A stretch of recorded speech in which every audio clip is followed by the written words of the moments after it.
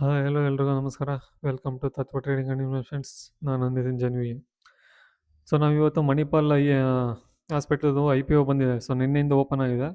So ಅದ್ರ ಬಗ್ಗೆ ಒಂದು ಸ್ವಲ್ಪ ನಿಮಗೆ ಮಾಹಿತಿ ಕೊಡೋಣ ಅಂತ ಈ ಒಂದು ವಿಡಿಯೋನ ಮಾಡ್ತಾ ಇದ್ದೀನಿ.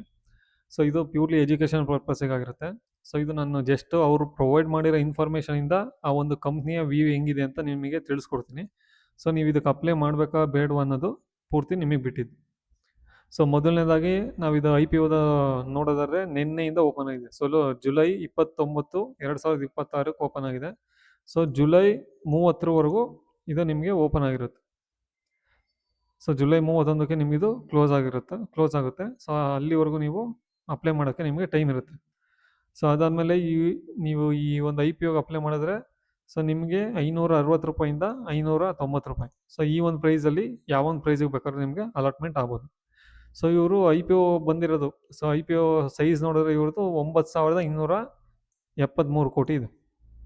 ಸೊ ಇದು ನಮ್ಮಿಂದ ಕಲೆಕ್ಟ್ ಮಾಡೋಕ್ಕೆ ಬ ಒಂದು ಅಮೌಂಟ್ನ ಇವರು ನಮ್ಮಿಂದ ಒಂದು ಅಮೌಂಟ್ನ ಕಲೆಕ್ಟ್ ಮಾಡೋಕ್ಕೆ ಇವ್ರು ಬಂದಿದ್ದಾರೆ. ಸೊ ಆದರೆ ಇದರಲ್ಲಿ ಫ್ರೆಶ್ ಇಶ್ಯೂ ಬಂದ್ಬಿಟ್ಟು 8,000 ಕೋಟಿ ಇದೆ. ಸೊ 8,000 ಕೋಟಿ ಫ್ರೆಶ್ ಇಶ್ಯೂ ಇದೆ. ಸೊ ಇದನ್ನು ಇವರು ಪರ್ಸ್ನಲ್ ಯೂಸ್ಗೆ ಯೂಸ್ ಮಾಡೋಕ್ಕೆ ಬರೋಲ್ಲ. ಸೊ ಇವ್ರು ಏನೇ ಯೂಸ್ ಮಾಡೋಂಗಿದ್ರು ಕಂಪ್ನಿಯ ಒಂದು ಗ್ರೋತಿಗಾಗಿ ಅಥವಾ ಕಂಪ್ನಿಗೋಸ್ಕರ ಇದನ್ನು ಯೂಸ್ ಮಾಡಬೇಕಾಗುತ್ತೆ. ಅದನ್ನು ಅವರು ಏನಕ್ಕೋಸ್ಕರ ಯೂಸ್ ಮಾಡ್ತಾರೆ ಅಂತ ಅದನ್ನು ಕೂಡ ಶೇರ್ ಮಾಡಿರ್ತಾರೆ ಡೀಟೇಲ್ಸು. ಸೊ ಅದು ಲಾಸ್ಟಲ್ಲಿ ಇರುತ್ತೆ. ಸೊ ನಾವು ಅದನ್ನು ಲಾಸ್ಟಲ್ಲಿ ನೋಡೋಣ. So next offer for sale. So offer for sale ಕೂಡ ಇದೆ. ಅದು 1,200 ಕೋಟಿ ಸಮಥಿಂಗ್ ಇದೆ. ಸೊ ಆಫರ್ ಫಾರ್ ಸೇಲ್ ಬಂದ್ಬಿಟ್ಟು ಅವರು ಪ್ಯೂರ್ಲಿ ಅದು ಪ್ರಮೋಟರ್ ಜೇಬಿಗೆ ಹೋಗುತ್ತೆ ಒಂದು ದುಡ್ಡು. ಸೊ ಅದನ್ನು ಅವ್ರು ಏನು ಬೇಕಾದ್ರೂ ಮಾಡ್ಬೋದು. ಸೊ ನಾವು ಅದು ಕೇಳೋ ರೇಟ್ಸ್ ಇರಲ್ಲ. ಸೊ ಅವ್ರ ಕಂಪ್ನಿ ಗ್ರೋತಿಗೆ ಬೇಕಾದ್ರೂ ಯೂಸ್ ಮಾಡ್ಕೋಬೋದು ಅಥವಾ ಅವರು ಪರ್ಸ್ನಲ್ ಇದಕ್ಕೆ ಬೇಕಾದ್ರೂ ಯೂಸ್ ಮಾಡ್ಕೋಬೋದು. ಸೊ ನೆಕ್ಸ್ಟ್ IPO ಲಿಸ್ಟ್ ಆಗ್ತಿರೋದು NSE ಮತ್ತು BSE ಎರಡರಲ್ಲೂ ಲಿಸ್ಟ್ ಆಗ್ತಿದೆ. ಸೊ ನೀವು ಯಾವ್ದ್ರಲ್ಲಿ ಬೇಕಾದರೂ ಬೈಯಿಂಗು ಸೆಲ್ಲಿಂಗು ಮಾಡ್ಕೋಬೋದು. ಸೊ ಅದಾದಮೇಲೆ ರೀಟೇಲರ್ಸು ಎಷ್ಟು ಇನ್ವೆಸ್ಟ್ಮೆಂಟ್ ಮಾಡ್ಬೋದು ಅಂದರೆ ಒಂದು ಲಾಟಿಂದ 13 ಲಾಟ್ ಮಾಡ್ಬೋದು. ಸೊ ನಿಮಗೆ ಒಂದು ಲಾಟಿಗೆ ₹14,750 ಬೇಕಾಗುತ್ತೆ. ಸೊ ನೀವು 13 ಲಾಟ್ ಮಾಡ್ತೀರಾ ಅಂದರೆ ₹1,91,750 ಬೇಕಾಗುತ್ತೆ. ಸೊ ಅದಾದಮೇಲೆ ಇನ್ನು ನಾವು ಕೆಳಗಡೆ ಬಂದ್ವಿ ಅಂತಂದರೆ ಸೊ ನಿಮಗೆ ಅವ್ರು ಡೀಟೇಲ್ಸ್ ಕೊಟ್ಟಿರ್ತಾರೆ ಯಾವ ಒಂದು ಡೇಟಿಗೆ ನಿಮ್ಗೆ ಅಲಾಟ್ಮೆಂಟ್ ಆಗುತ್ತೆ ಅದೆಲ್ಲ. ಸೊ ಅಲಾಟ್ಮೆಂಟ್ ಬಂದು ನಿಮ್ಗೆ ಆಗಸ್ಟ್ 3ನೇ ತಾರೀಕಿಗೆ ಅಲಾಟ್ಮೆಂಟ್ ಆಗುತ್ತೆ. ಸೊ ಅಕಸ್ಮಾತ್ ನಿಮ್ಗೆ ಅಲಾಟ್ಮೆಂಟ್ ಆಯಿತು ಅಂದರೆ ನಿಮ್ಮ ಬ್ಯಾಂಕ್ ಅಕೌಂಟಿಂದ ದುಡ್ಡು ಕಟ್ ಆಗುತ್ತೆ. ಅಕಸ್ಮಾತ್ ನಿಮ್ಗೆ ಅಲಾಟ್ಮೆಂಟ್ ಆಗಲಿಲ್ಲ ಅಂತಂದರೆ ಸೊ ಆಗಸ್ಟ್ 4ನೇ ತಾರೀಕು ನಿಮಗೆ ಅದು ಅಮೌಂಟು ರೀಫಂಡ್ ಆಗುತ್ತೆ. ಅದಾದಮೇಲೆ ಆಗಸ್ಟ್ 4ನೇ ತಾರೀಕಿಗೆ ಆ ಒಂದು ಶೇರು ನಿಮ್ಮ ಡಿಮ್ಯಾಟ್ ಅಕೌಂಟಿಗೂ ಕೂಡ ಕ್ರೆಡಿಟ್ ಆಗುತ್ತೆ. ಸೊ ಅದಾದಮೇಲೆ IPO ಲಿಸ್ಟ್ ಡೇಟ್ ಬಂದ್ಬಿಟ್ಟು ಆಗಸ್ಟ್ 5ನೇ ತಾರೀಕು. ಸೊ ಆಗಸ್ಟ್ 5ನೇ ತಾರೀಕು 10 ಗಂಟೆಯಿಂದ ನೀವು ಈ ಒಂದು ಶೇರ್ನ ಬೈಯಿಂಗು ಸೆಲ್ಲಿಂಗು ಮಾಡ್ಬೋದು.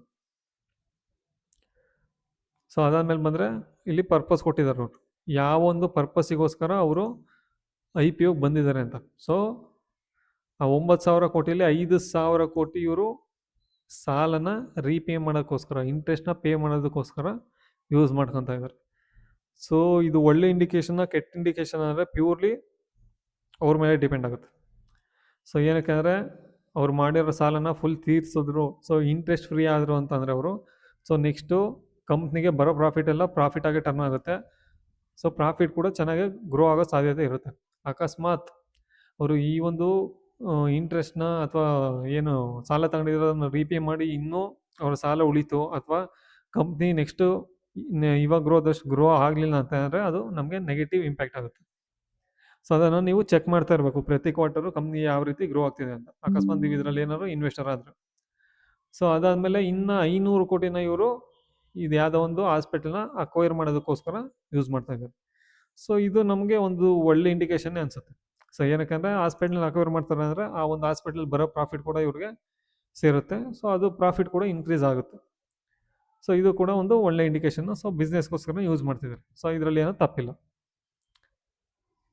ಸೊ ಅದಾದಮೇಲೆ ನಾವು ನೆಕ್ಸ್ಟು ಇದ್ರದ್ದು ಒಂದು ಸ್ವಲ್ಪ ರೇಷಿಯೋಸ್ಗಳನ್ನ ಅನಾಲಿಸಿಸ್ ಮಾಡೋದಾದ್ರೆ ಸೊ ಈ ರೇಷಿಯೋಸು ಕರೆಕ್ಟಾಗಿದೆ, ಅಟ್ ಪ್ರೆಸೆಂಟು ಇದು ಕರೆಕ್ಟಾಗಿ ತೋರಿಸ್ತಿದೆ ಅಂತಂದರೆ ಸೊ ಸ್ಟಾಕ್ PE ಬಂದು 87 ಇದೆ.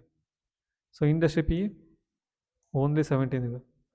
ಸೊ ಇದು ನಮಗೆ ಏನು ಇಂಡಿಕೇಶನ್ ಮಾಡ್ತಿದೆ, ಸ್ಟಾಕ್ ಪ್ರೈಸು ನಮಗೆ ತುಂಬ ತುಂಬ ತುಂಬ ಎಕ್ಸ್ಪೆನ್ಸಿವ್ ಆಗಿದೆ ಅಂತ ಇಂಡಿಕೇಶನ್ ಮಾಡ್ತಿದೆ.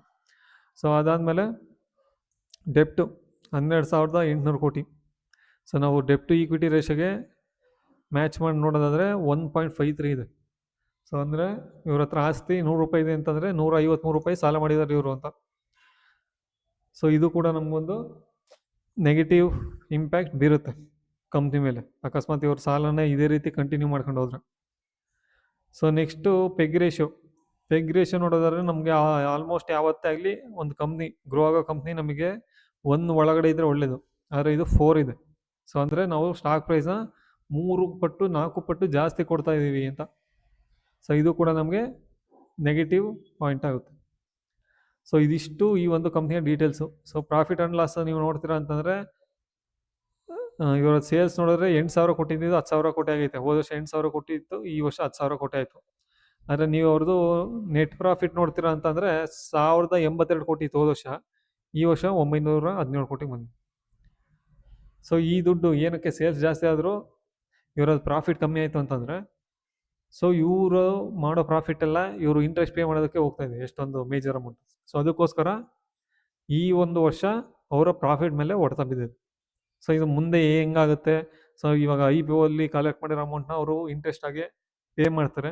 ಸೊ ಅದು ಹಂಗೆ ಕಂಟಿನ್ಯೂ ಆಗುತ್ತಾ ಅಥವಾ ಅದರಿಂದ ಹೊರಗಡೆ ಬಂದು ನೆಕ್ಸ್ಟು ಪ್ರಾಫಿಟನ್ನು ಗ್ರೋ ಮಾಡ್ಕೊಂಡು ಹೋಗ್ತಾರಾ, ಇದನ್ನೆಲ್ಲ ನಾವು ಅಬ್ಸರ್ವ್ ಮಾಡಬೇಕಾಗುತ್ತೆ. ಸೊ ನಾವು ಇವಾಗಲೇ ಏನು ಹೇಳೋಕ್ಕಾಗಲ್ಲ. ಸೊ ಕಂಟಿನ್ಯೂ ಆಯಿತು ಪ್ರಾಫಿಟ್ಟು, ಮುಂದೆ ಎಲ್ಲ ಚೆನ್ನಾಗಿ ಗ್ರೋ ಆಗ್ತಾ ಹೋಯ್ತು ಅಂತಂದರೆ, ಸೊ ಅದೊಂದು ಒಳ್ಳೆ ಇಂಡಿಕೇಶನ್ ಆಗಿ ತೋರಿಸೋದು ನಮಗೆ. ಆದರೆ ಅಟ್ ಪ್ರೆಸೆಂಟ್ ನಾವು ನೋಡೋದಾದರೆ, ಸೊ ಇವರು 9,000 ಕೋಟಿಗೆ IPO ಬಂದಿದ್ದಾರೆ. ಸೊ ಆದರೆ ಇವ್ರದ್ದು ಸಬ್ಸ್ಕ್ರಿಪ್ಷನ್ ನಾವು ನೋಡೋದಾದ್ರೆ, ಸೊ ಮಾರ್ಕೆಟಲ್ಲಿ ಯಾರಿಗೂ ಇನ್ವೆಸ್ಟರ್ಸ್ಗೆ ಇಂಟ್ರೆಸ್ಟ್ ಇಲ್ಲ ಈ ಒಂದು ಕಂಪ್ನಿಯಲ್ಲಿ ಇನ್ವೆಸ್ಟ್ಮೆಂಟ್ ಮಾಡೋಕ್ಕೆ. ಸೊ 0.19% 1x ಮಾತ್ರನೇ ಇಲ್ಲಿ ಇವರು ಒಂದು IPOಗೆ ಸಬ್ಸ್ಕ್ರಿಪ್ಷನ್ ಆಗಿರೋದು. ಅಂದರೆ ಫಾರ್ ಎಕ್ಸಾಂಪಲ್ಲು 100 ಕೋಟಿಗೆ ಇವರು IPOಗೆ ಬಂದಿದ್ದಾರೆ ಅಂದರೆ 19 ಕೋಟಿ ಮಾತ್ರನೇ ಸಬ್ಸ್ಕ್ರಿಪ್ಷನ್ ಆಗಿರೋದು. ಸೊ ಇನ್ನು 80 ಕೋಟಿ, 80ರಿಂದ 81 ಕೋಟಿ ಅಂದರೆ 80ರಿಂದ 81% ಇನ್ನೂ ಹಂಗೆ ಬಾಕಿ ಬಿದ್ದಿದ್ದು. ಸೊ ಯಾರೂ ಸಬ್ಸ್ಕ್ರೈಬ್ ಮಾಡ್ತಿಲ್ಲ, ಏನಕ್ಕೆ ಇಂಟ್ರೆಸ್ಟೇ ಇಲ್ಲ ಇನ್ವೆಸ್ಟರ್ಸ್ಗೆ ಈ ಒಂದು ಕಂಪ್ನಿ ಮೇಲೆ. ಸೊ ಅವರು ಅನಾಲಿಸಿಸ್ನು ಮಾಡಿ ಅವರು ಈ ಕಂಪ್ನಿ ಬಗ್ಗೆ ತಿಳ್ಕೊಂಡಿರ್ಬೋದು, ಅದಕ್ಕೋಸ್ಕರ ಇನ್ವೆಸ್ಟ್ ಮಾಡ್ದಲ್ಲೇ ಇರ್ಬೋದು. ಸೊ ಇಲ್ಲ ಅವ್ರಿಗೆ ರಿಟರ್ನ್ ಬರಲ್ಲ ಅನ್ನೋ ಒಂದು ಇದ್ರ ಮೇಲೆ ಬೇಕಾದ್ರೂ ಅವರು ಇನ್ವೆಸ್ಟ್ ಮಾಡ್ದಲ್ಲೇ ಇರ್ಬೋದು. ಸೊ ಇದು ಗ್ರೇ ಮಾರ್ಕೆಟ್ ಪ್ರೀಮಿಯಮ್ನ ನಾವು ನೋಡೋದಾದರೆ, ಸೊ ಜುಲೈ 20 50 ರೂಪಾಯಿ ಅಂತ ತೋರಿಸ್ತಿತ್ತು, ಆದರೆ ಇವತ್ತಿಗೆ 10 ರೂಪಾಯಿಗೆ ಬಂದು ನಿಂತಿದ್ದು.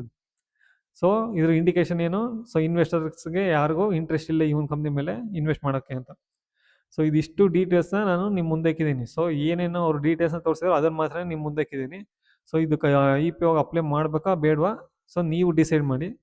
ಸೊ ಮುಂದಿನ ವೀಡಿಯೋದಲ್ಲಿ ಸಿಗೋಣ. So thank you so much ಇಷ್ಟೊತ್ತು ನಮ್ಮ ವೀಡಿಯೋನ ನೋಡಿದ್ದಕ್ಕೆ.